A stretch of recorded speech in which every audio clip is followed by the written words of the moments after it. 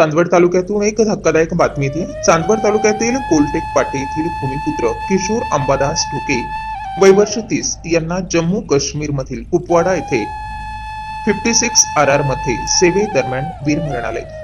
शहीद किशोर ढोके यांचे वडील अंबादास ढोके यांचं देखील 10 वर्षापूर्वी निधन झालं होतं।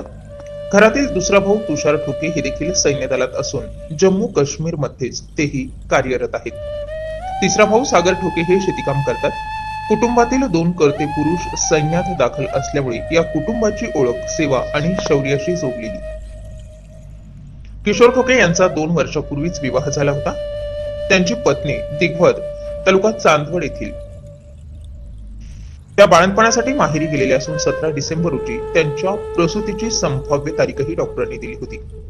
या कारणामुळेच शहीद किशोर हे काही दिवसांनी सुट्टीवर मूळ गावी येणार होते, परंतु त्याआधीच हृदयविकाराच्या झटक्याने त्यांचा मृत्यू झालाय। गावातील हा पराक्रमी जवान देशसेवेत शहीद झाल्याने पाटे कोलटेक परिसरात हळहळ व्यक्त केली जाते।